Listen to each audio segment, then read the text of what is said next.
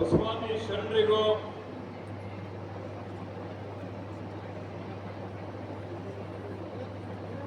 ಎಲ್ಲ ಮಹಾಪುರುಷರಿಗೆ ನನ್ನ ನಮನಗಳನ್ನು ಸಲ್ಲಿಸುತ್ತಾ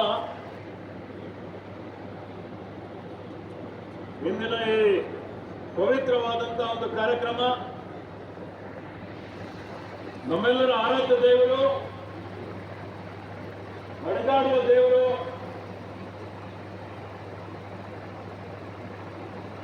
ಪರಮ ಪೂಜ್ಯ ಮಧ್ಯದಲಿಂಗ ಚಕ್ರವರ್ತಿ ಡಾಕ್ಟರ್ ಚನ್ನಬಸವ ಪಟ್ಟದೇವರ 26ನೇ ಸ್ಮರಣೋತ್ಸವ. ಈ ಸ್ಮರಣೋತ್ಸವದ ಸಂದರ್ಭದಲ್ಲಿ ನಾನು ಅವರಿಗೆ ನನ್ನ ಪರವಾಗಿ ಎಲ್ಲರ ಪರವಾಗಿ ಭಕ್ತಿಪೂರ್ವಕ ನಮನಗಳನ್ನು ಸಲ್ಲಿಸುತ್ತಾ ಈ ಪವಿತ್ರವಾದಂತಹ ಕಾರ್ಯಕ್ರಮದ ದಿವ್ಯ ಸಾನ್ನಿಧ್ಯ ವಹಿಸಿರುವ ಪರಮ ಪೂಜ್ಯ ಬಸವಲಿಂಗ ಪಟ್ಟದೇವರು, ಅನುಭವ ಮಂಟಪದ ಅಧ್ಯಕ್ಷರು, ಮಹಾತ್ಮದೇಗಳು, ನಮ್ಮೆಲ್ಲರ ಮಾರ್ಗದರ್ಶಕರಾದಂತಹ ಪೂಜ್ಯರಿಗೆ ನನ್ನ ಭಕ್ತಿಪೂರ್ವಕ ಪ್ರಣಾಮಗಳನ್ನು ಸಲ್ಲಿಸಿ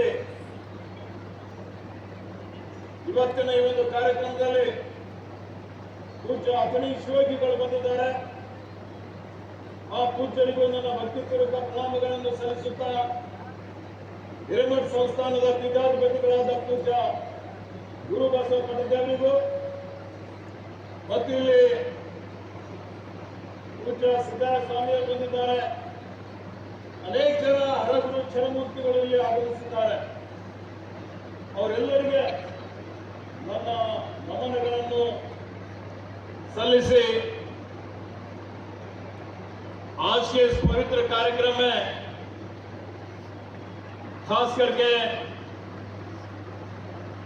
बेंगलुरु से आज सुबह 3 बजे निकल के हमारे राज्यपाल जी आदरणीय श्री थावर सिंह गहलोत जी यहां पर पधारे हुए हैं। उसके साथ साथ यहां पर मंच पे उपस्थित यहां के सांसद श्री सागर खंडरे जी, माजी मंत्री श्री राजशेखर पाटिल जी, माजी विधायक श्री प्रकाश खंडरे जी, श्री डी.के. सिद्धराम जी, उपस्थित सभी मंच पे हमारे जिलाधिकारी, सीओ, एसपी हैं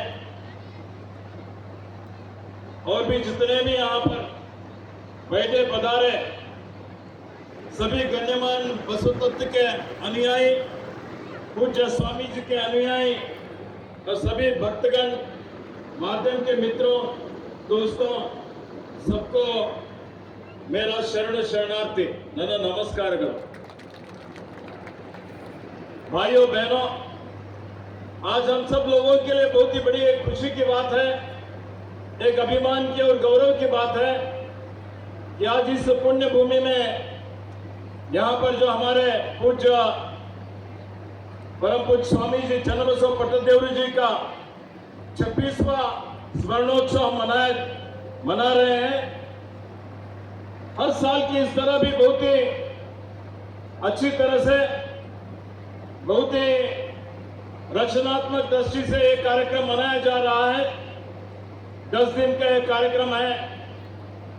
तो आज के इस कार्यक्रम के केंद्र बिंदु विशेषता बोले तो हमारे राज्यपाल जी, जो कि बहुत ही सरल है, सज्जन है, लोगों में मिलते हैं, जुलते हैं, क्योंकि गवर्नर जी का कार्यक्रम है। गवर्नर साहब को मिलना बोले तो बहुत बड़ा मुश्किल है, प्रोटोकॉल है, तो भी उन्होंने हमारे पूज्य स्वामी जी का निमंत्रण स्वीकार किया और आज भालकी को यहाँ पर आए हैं। तो मैं उनके बारे में अगर कुछ कहना है तो वो मध्य प्रदेश में बहुत ही संघर्ष करके जो भी कार्मिक लोगों का समस्याएं थे, उन समस्याओं को लेकर संगठन करके उन्होंने सार्वजनिक जीवन में पैर रखे और 5 बार विधायक बने मध्य प्रदेश में।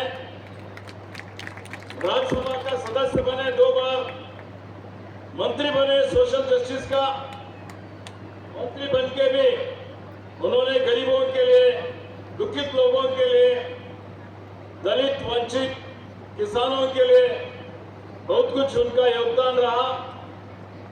तो आज वो सब जो भी उनको जो है ना जिम्मेदारियां दिया गया, बहुत ही समर्थ दृष्टि से आपने निभाया है। निभा के आज कर्नाटक के गवर्नर आदरणीय उस स्थान पे आके यहाँ पर सेवा कर रहे हैं। और योगायोग की बात है कि मैं जब मंत्री बना, आप गवर्नर बन के आए थे और मेरा प्रमाण वचन, मेरा शपथ भी आपने ही दिलाया। और मैं मंत्री बनने के बाद राजभवन में बहुत से कार्यक्रम हुए। पहला कार्यक्रम 2023 में हुआ, जहाँ पर विश्व परिसर दिन, उसके निमित्त विंटेज कार का रैली हुआ। उस रैली में आपके साथ हम सब विंटेज कार में, मैं आप सबके ही टूर भी किए बैंगलोर में। उसके बाद बहुत बार मुलाकात भी हुआ। फिर अभी कुछ महीने, 1-2 महीने के अंदर ही एक बेंगलुरु का एनजीओ जो ना पौधा लगाने का एक योजना राजभवन में रखे थे। आप एक पौधा वहां पर लगाए, हमने भी एक पौधा लगाया, बहुत ही खुशी हुई।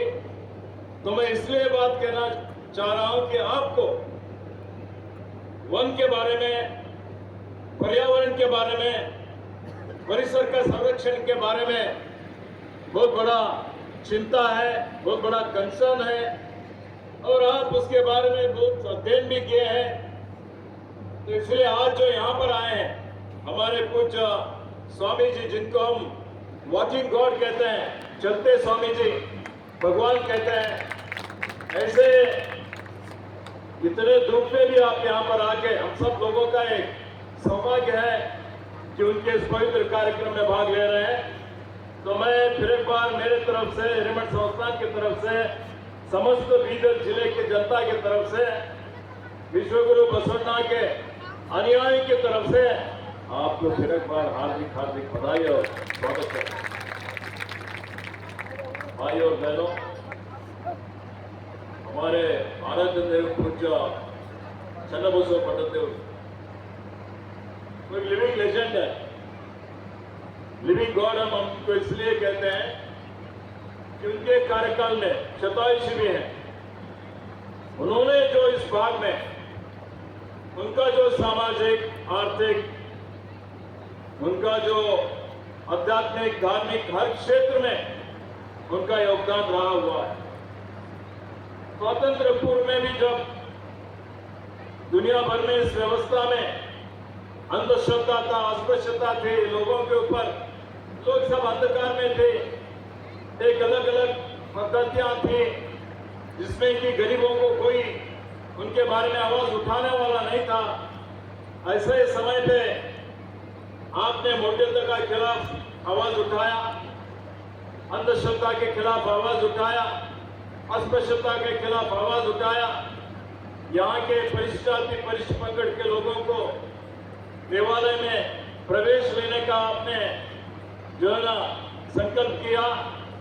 उनके लिए आपने बहुत कुछ योगदान किया और खास करके आपके बहुत ही उनके जो पूज्य चन्नबसव पट्टदेव के अति करीबी, उनके जो है ना बहुत शिष्य मेरे पिताजी श्री पूज्य भीमन्ना खंड्रे जी का, उनके साथ में वो भी शतायुषी हैं। हर क्षेत्र में उनके आशीर्वाद से आजकल कितना भी हुआ, कितना भी विकास हुआ है, उसमें पूज्य चन्नबसव पट्टदेव का बहुत बड़ा योगदान। यहाँ के लोगों को जो कि शिक्षा ही नहीं थी, जब यहाँ लोग अगर शिक्षा प्राप्त करना है तो हैदराबाद का उस्मानिया यूनिवर्सिटी को जाना पड़ता था। ऐसे समय पे शांतिवर्धक शिक्षण संस्था का संस्थापक बने और उनके जब मेरे पिताजी विधायक थे, उनके हाथ में शांतिवर्धक सौंप के आज जो इतना बड़ा 20-25 संस्थाएं हुए, कॉलेज हुए, शाला हुए, कई लोग आज इंजीनियर बने, डॉक्टर बने, देश विदेश में भी वो लोग सेवा कर रहे हैं, समाज निर्माण करने का कार्य कर रहे हैं, उनको बहुत बढ़िया शिक्षा मिला है, तो उसका श्रेय पूज्य चन्नाबसव पटल देवरू जी को और पूज्य देवाना खत्री जी को जाता है। उन्हीं के रास्ते पे पूज्य बसलिंग पटल देवरू जी चल रहे हैं। उनका भी एक शिक्षण संस्था जो उन्होंने किया है, 25,000 विद्यार्थीगण आज वहां पर पढ़ाई करके हर साल को 300-500 लोग एमबीबीएस में प्रवेश ले रहे हैं। आईआईटी में, जेडब्ल्यू में, हर क्षेत्र में उनका बहुत बड़ा योगदान आज हम लोग देख रहे हैं। तो आज पूज्य चन्नाबसव पटल देवरू यहाँ पर ये सीमा भाग का एरिया है, यहाँ सभी लोग हिंदी बात करते हैं, मराठी बात करते हैं। तो यहाँ पर जब सीमा भाग का जो यहाँ पर प्रांत रचना का समय आया, बहुसंख्यक कन्नड़ भाषा बात करने वाले थे। स्वातंत्र पूर्व में भी पूज्य स्वामी जी ने बाहर उर्दू का बोर्ड लगा के अंदर कन्नड़ सिखा के, कन्नड़ का कुलगुरु बोलते हैं उनको। कन्नड़ अगर बचा हुआ है, कर्नाटक में स्थान है, तो पूज्य चन्नाबसव पटल देवरू और उनके अनायक लोग जो संघर्ष है, उसकी वजह से आज हम सब लोग यहाँ पर हैं। तो भाइयों बहनों, मैं गवर्नर साहब को इतना ही कहना चाहता हूँ कि उनके कार्यकाल में उन्होंने जो बसव तत्व बहुत ही इंपॉर्टेंट है, आज बहुत ही प्रस्तुत है बसव तत्व, क्योंकि 12वीं शताब्दी में विश्वगुरु बसवण्णा ने जो समाज और धार्मिक क्रांति किया, कई के लिए क्रांति किया उन्होंने, स्वातंत्र, समानता, कायका, दासोह और भाईचारा, सहभागित्व के आधार पर एक सुंदर, एक बहुत ही बढ़िया समाज निर्माण करना उनका उद्देश्य था, जाति रहित समाज निर्माण करने का।